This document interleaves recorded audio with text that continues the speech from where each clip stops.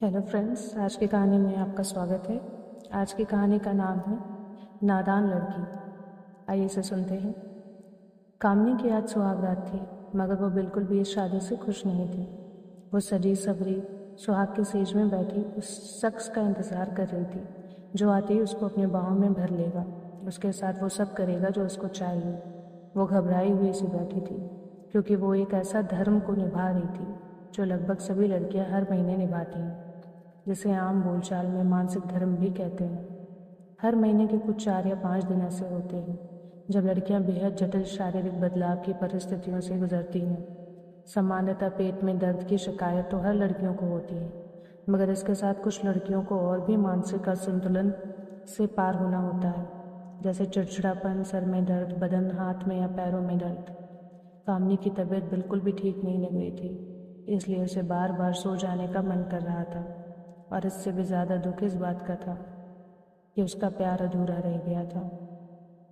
रत्नेश दुल्हन से मिलने को बेकरार था, मगर उसके 2 दोस्त सुशील और बीरबल उसे छोड़ ही नहीं रहे थे।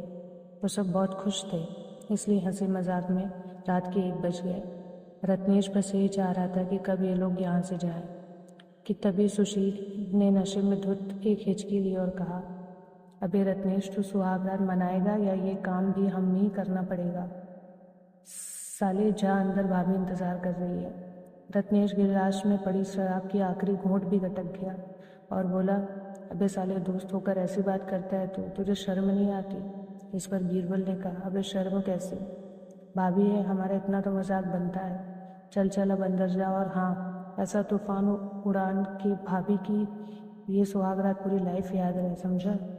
रत्नेश ने अपनी बुझी हुई आंखों से बीरबल को देखा और कहा, अबे बोला ना, फालतू की बात ना कर, चल अभी निकल, वरना माँ, बाबूजी, भैया, भाभी सब आ जाएंगे। इस पर सुशील उठते हुए बोला, ठीक है बॉस, बीबी आई है तो यारों को भूल गया, लेकिन एक बात याद रखना। क्या कह रहा था? भूल गया यार। हाँ, याद आया, सुना आज तेरी पहली रात है, कोई कमी मत करना, वरना ये लड़की जात पूरी जिंदगी ताना देगी। इस सुहागरात में भी तुम कुछ नहीं कर सके, समझा? बीरबल ने भी साथ देते हुए कहा, हाँ भाई, आज उसे दिखा देना कि तेरे रॉकेट में कितना फ्यूल है और तू उसे कितनी देर तक उड़ा सकता है, शर्माना नहीं, समझा? क्या सुबह मिलते हैं, बताना कितनी बार? रमेश ने उस बीच में ही टोकते हुए कहा, अबे जा ना मेरे बाप, अब क्या पूरी रात यहीं मरेगा? और फिर रत्नेश ने हंसते हुए उन्हें ढकेल कर घर के बाहर निकाल दिया। कामनी अपनी जिंदगी के उस अतीत का सफर कर रही थी जब वह किसी के साथ जीने मरने की वादों और कस्मों में उलझी रहती थी। एक इंसान जिसे वह बेहद चाहती थी, आज उसकी जगह यह रत्नेश उसे बांध दिया गया, सिर्फ इसलिए कि उसी घर में उसकी बहन सुशीला की भी शादी हुई थी। लेकिन तभी उसे एक जोर की आवाज़ आती है और वो उन चेतनाओं से जाग जाती है। वो देखती है कि और रत्नेश ने नशे में दरवाजे को जोर से बंद किया था। उसने नज़रें उठाकर रत्नेश को देखा और एक सौंधी सी मुस्कान दी। रत्नेश उसके पास आकर बैठ गया और बोला, आज मेरा सपना पूरा हुआ। पिछले 2 सालों से भाभी के हाथ पर जोड़े, तब जाकर तुम मुझे मिली। तुम्हारी ये बड़ी बड़ी आंखें, ये शरबती प्याले से होठ, ये खिले हुए जुल्फ, उफ, पूरी की पूरी नशा हो तुम। तुम्हारी ये गोरी गाल, लंबी नाक और ये मखमली जिस्म, तब से तुम्हें छूने को तरस रहा था, मगर आज तुम मेरी हो गई। इतना कहते ही रत्नेश कामनी को आहिस्ता आहिस्ता लेटाने लगा। वो उसके अंगों को ऐसे सहला रहा था मानो वो लड़की नहीं कोई बेजुबान गुड़िया हो। उसके मुंह से शराब की गंध आ रही थी। कामनी ने बड़े प्यार से रत्नेश को कहा, रत्नेश, मैं तो अब आपकी हूँ, मेरी एक बात मानेंगे? रत्नेश ने कहा, नहीं मानूंगा मेरी जान, कोई बात नहीं मानूंगा, बस आज की रात तो मैं तुम्हें जी भर के पहले पीना चाहता हूँ। कामनी ने उसके मुंह को हटाते हुए कहा, रत्नेश, इतनी रात हो गई, 2 बजने वाला है, आज रुक जाते हैं। रत्नेश ने फिर एक बार कामनी के करीब आते हुए कहा, कामनी, तुम्हारी आवाज़ सचमुच कोयल के जैसे सुरीली है। तुम्हें तुम्हारी ये अदा, उफ, ये शर्माना, कामनी, तुम्हारी इस गर्जन में उड़ रही खुशबू, तुम्हारी ये खनकती चूड़ियाँ, मेरे अंदर एक अलग ही उमंग भर रहा है। आज तो मैं कामनी की बेबस नजरें यहाँ वहाँ ताक रही थी, मगर रत्नेश उसके बाहों को अपनी गाल से सहला रहा था। उसने फिर से कामनी को लिटा दिया और उसने कानों के नीचे चूमने लगा। कामनी समझ गई कि ये नहीं मानने वाला, इसलिए इसने थोड़ा जोर से उसे हटाया और कहा, रत्नेश, मैंने कहा ना प्लीज़, मेरी तबीयत नहीं ठीक है, मुझे आराम करने दो, जो करना है कल करेंगे। रत्नेश ने नशे में अपनी बुझी हुई आंखों से पहले तो उसे ऊपर से नीचे देखा, उसके बाद उसके गालों में अपना हाथ को फेरते हुए कहा, तबीयत तो ठीक है ना, बस एक बार मेरे अरमानों को पूरा कर दो।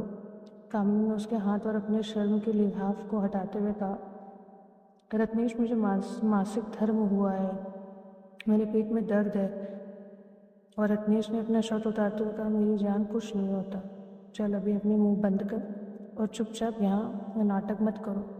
कामिनी ने गुर्रा कर कहा, कैसे इंसान हो आप, कैसे पति हो आप, क्या आप में समझ नहीं है? मैंने कहा ना तो ना। नशे में धुत रत्नेश की आंखें वैसे ही लाल थी और गुस्से से उसका चेहरा भी लाल हो गया और उसने कहा, साली जबान लड़ाती है, मुझे कहती है कि मैं कैसा इंसान हूँ? 2 साल से हाँ 2 साल से इंतज़ार कर रहा हूँ, आज जब तू मेरे हाथ लगी है तो छोड़ दूँ? ब्याह कर लाया हूँ, सुहाग रात है, चल शराफत बहुत हुआ, खोल अपने ये कपड़े, रुक मैं खोलता हूँ। इतना कहते हुए उसने कामनी का दुपट्टा नीचे लिया।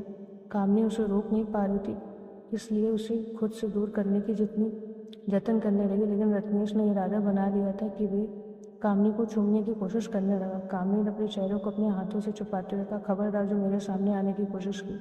जब मैंने कहा नहीं तो नहीं, मेरी मर्जी के खिलाफ तुम ऐसा नहीं कर सकते, दूर हट जाओ मुझसे। इतना कहने के बाद कामनी ने रत्नेश को गुस्से से दूर ढकेल दिया। रत्नेश ने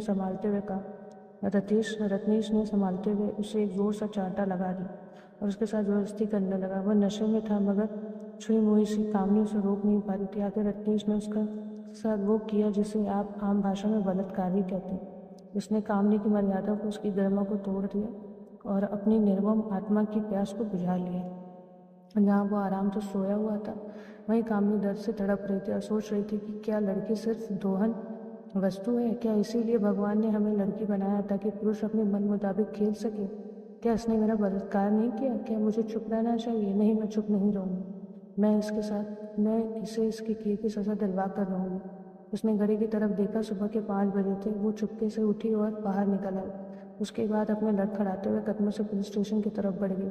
सुबह की रोशनी बहुत कमज़ोर थी। स्ट्रीट लाइटों में पटी हुई सड़कों से होते हुए पुलिस स्टेशन पहुंची। वो थकी सी हाँफती हुई सीधे बाहर ही खड़े एक हवलदार के पास गई। हवलदार ने उसके बिखरे हुए बाल और उसमें मिटी हुई सिंदूर के निशान, फटे हुए कपड़े और होठों के कोर में सूखी चुकी खून की एक लकीर को देखते ही समझ गया कि इसके साथ क्या हुआ है। उसने कामनी को कुछ पूछने से पहले ही उसे वहां रखी एक चेयर में बैठाने के लिए कहा और लगभग ठीक उसी समय थानेदार साहब की पेट्रोलिंग जीप थाने में दाखिल हुई।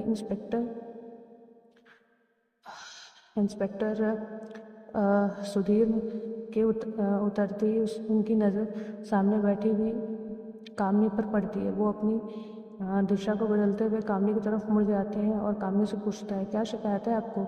बोलिए, डरिए नहीं, आप यहाँ पे सुरक्षित हैं। कामनी की आंखों में आंसू फूट पड़ी। उसने रोते इंस्पेक्टर से बताया कि उसका बलात्कार किया गया। इंस्पेक्टर ने हवलदार को आवाज़ दी और कामनी को उनके कैबिन में भेजने के लिए कहा। थोड़ी देर में इंस्पेक्टर अपनी कुर्सी में था और कामनी उनके ठीक सामने वाली कुर्सी में अपने आंसू पोंछ रही थी। इंस्पेक्टर ने पानी का गिलास बढ़ाते हुए कहा, देखिए मैडम, आपको किसी से डरने की ज़रूरत नहीं है। बताइए किसने किया आपके साथ ऐसा? वैसा जान पड़ता है आपकी शादी अभी अभी हुई है। कामनी ने खुद को संभालते हुए कहा, इंस्पेक्टर साहब, मेरे पति ने मेरे साथ बलात्कार किया, जबरदस्ती किया। इंस्पेक्टर सुधीर ने कहा, ये क्या बक रही हो आप? आपके पति ने, वो ऐसा क्यों करेगा? कामनी ने रोते हुए कहा, साहब, मेरे ससुराल वालों ने मेरे भाई से दहेज में एक रकम मांगी थी जो ऐन मौके में मेरा भाई अदा नहीं कर पाया। शादी हो गई और इसी के गुस्से में मेरे पति ने शराब के नशे में। इतना कहने के बाद वो रोने लगी। इंस्पेक्टर सुधीर ने उसे समझाया और कहा, देखिए आप चिंता मत कीजिए, अगर ऐसा हुआ है तो उन्हें उनकी सज़ा ज़रूर मिलेगी। आप अपने घर जाइए, यहाँ अगर आपको ऐतराज़ ना हो या कोई प्रॉब्लम ना हो तो आप यहाँ बैठ सकती हैं। हम अभी आपके ससुराल जाते हैं और आपके बातों की सत्यता को परखने के बाद एक्शन लेंगे। इंस्पेक्टर सुधीर सीधा कामनी के ससुराल की ओर बढ़ जाते हैं। दरवाजे को दस्तक देने पर 70 साल के करीब एक बुजुर्ग जोगिंदर ने दरवाज़ा खोला, जो इंस्पेक्टर को देखते ही घबरा गया और पूछा, क्या बात है इंस्पेक्टर साहब? इंस्पेक्टर ने साफ शब्दों में पूछा, क्या रत्नेश आपका बेटा है? इस पर उसने कहा, हाँ, लेकिन बात क्या? इंस्पेक्टर सुधीर ने कहा, उस पर बलात्कार का आरोप है। कहाँ वो इस वक्त? पीछे से रत्नेश की माँ सुमित्रा और भाभी सुकन्या भी आ गई। आते ही रत्नेश की माँ ने पूछा, क्या बक रहे हैं आप? किसका बलात्कार किया उसने? जुबान को लगाम दीजिए इंस्पेक्टर। इंस्पेक्टर ने कहा, देखिए मैडम, पुलिस अपना काम कर रही है। उस पर यह आरोप उसी की बीवी ने लगाए और साथ ही में दहेज मांगने का भी आरोप लगाया, जिसे ना देने सकने की वजह से उसके साथ बदसलूकी और बलात्कार किया गया। इस पर रत्नेश के पिता जोगिंदर ने कहा, क्या अरे इंस्पेक्टर साहब, रत्नेश उसका पति है और कल ही उसकी सुहागरात थी। अगर पति ही बलात्कार करेगा तो फिर हर इंसान बलात्कारी हुआ। रही बात दहेज की, तो ना हमने उनसे कुछ मांगा है, ना उन्होंने हमें दिया है। यकीन नहीं आता तो उसकी बहन सुकन्या भी इस घर की बड़ी बहू है, आप उससे पूछ लीजिए। इंस्पेक्टर सुधीर ने कहा, देखिए किससे क्या पूछना है हमें मत बताइए, बस ये बोलिए कि रत्नेश इस वक्त कहाँ है। रत्नेश की माँ ने कहा, कहाँ जाएंगे, वो कोई मुजरिम है क्या, सोया है अपने रूम में। इंस्पेक्टर सुधीर सीधा रत्नेश के रूम में दाखिल हो गए। वो बेसुध उल्टा पड़ा हुआ था। इंस्पेक्टर ने उसे जगाया और कहा, अबे चले थाने में आराम करना, चल उठ। इस पर रत्नेश ने उतने नशे की हालत में गुस्से से इंस्पेक्टर को ढकेलते हुए कहा, अबे तेरी हिम्मत कैसे हुई मेरे रूम में आने की, चल बाहर जा। इंस्पेक्टर सुधीर ने उसे एक जोर का थप्पड़ जड़ दिया, जिसका उसका सारा नशा उतर गया। इस पर रत्नेश के पिता ने चिल्लाकर कहा, आपकी हिम्मत कैसे हुई मेरे बेटे पर हाथ उठाने की। इंस्पेक्टर सुधीर ने कहा, देखिए मिस्टर, इस पर रेप का आरोप है और थप्पड़ इसे इसलिए मारा कि इसने वर्दी की इज्जत नहीं की और मुझे ढकेला।